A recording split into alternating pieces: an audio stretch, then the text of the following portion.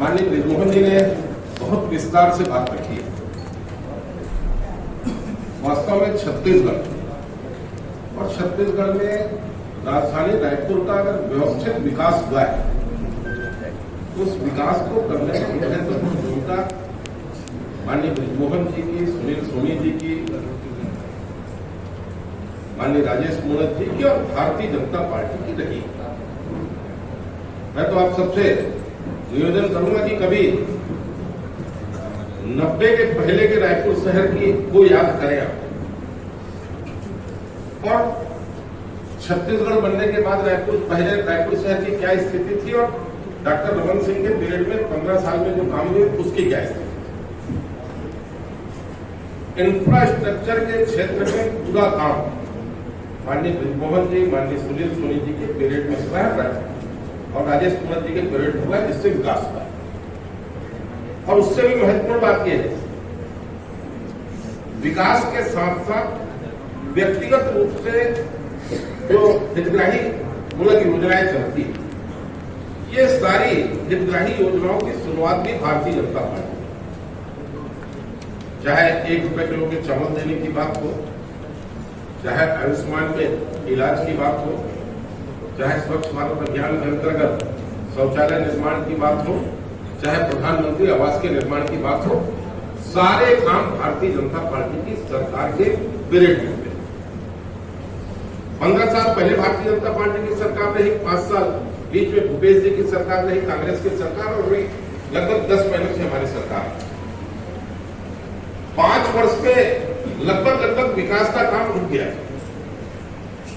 हितग्राही योजनाएं भी लगभग बंद हो गई थी और 10 महीने में जो काम हुआ है, जिसका सीधा लाभ छत्तीसगढ़ के 75 से 80% परिवार को मिल रहा है।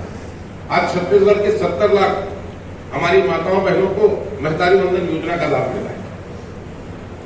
छत्तीसगढ़ के लगभग 35 लाख किसान परिवारों को 3100 रुपए क्विंटल में 2100 रुपए धान की कीमत मिल रही है। रायपुर दक्षिण में भी पुरानी बस्ती, लाखे नगर ऐसे वार्ड है जहां बहुत बड़ी संख्या में किसान परिवार रहते हैं। उन परिवारों को 21 क्विंटल 3100 के भाव से धान का लाभ मिल रहा है। 2 साल का बकाया बोनस भारतीय जनता पार्टी की सरकार ने दिया है। और सबसे महत्वपूर्ण बात है कि भूपेश बघेल की सरकार में 5 साल में युवाओं के साथ जो खेल हुआ था, उनके भविष्य के साथ जो खिलवाड़ करने का काम किया, बीएससी घोटाला, उसकी जांच सरकार कर रही है। और छत्तीसगढ़ जिसके लिए स्वार्थिक बदनाम था कि नक्सलवाद से पीड़ित है, एक लक्ष्य निर्धारित करके कि 2026 तक छत्तीसगढ़ को नक्सलवाद से मुक्त करेंगे, काम कर रहे हैं। लगभग 200 नक्सली इस 10 महीने में मारे गए। इसके अतिरिक्त विकास किया और काम, आपका टाटीबंध का ब्रिज भारतीय जनता पार्टी की देन है, माननीय सुनील सोनी जी ने स्वीकृत कराया, उसकी देन है।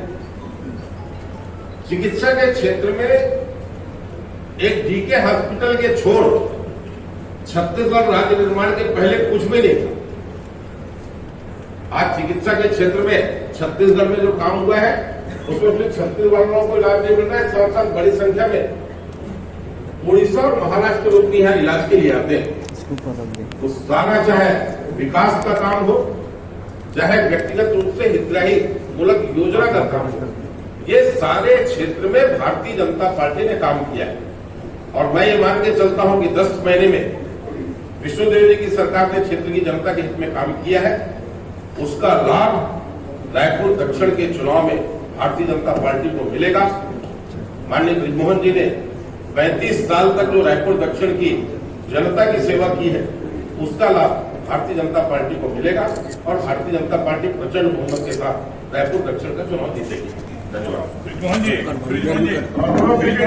भैया, जो विधायक आरोप लगा रही है कि अपने सांसद निधि की राशि को खर्च नहीं कर रही, शायद मुझे लगता है कि पोर्टल की गलत जानकारी के आधार पर अगर आप आज पोर्टल खोलकर देखें तो सुनील सोनी जी ने 100% खर्च किया है।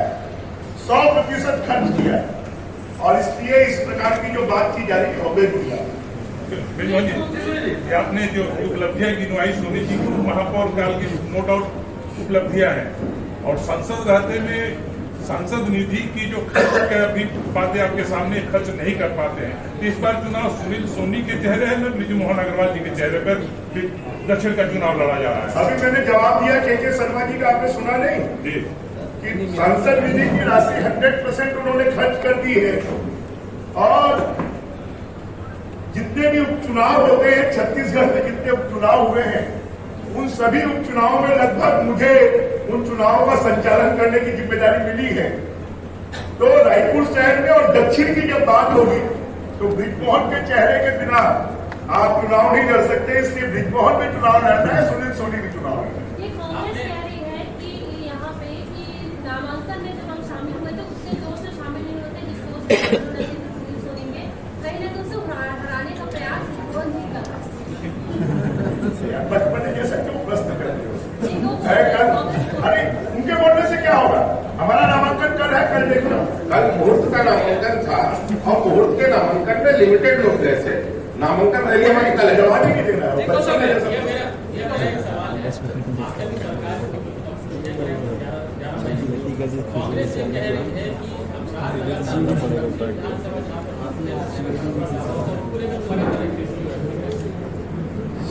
ऐसा है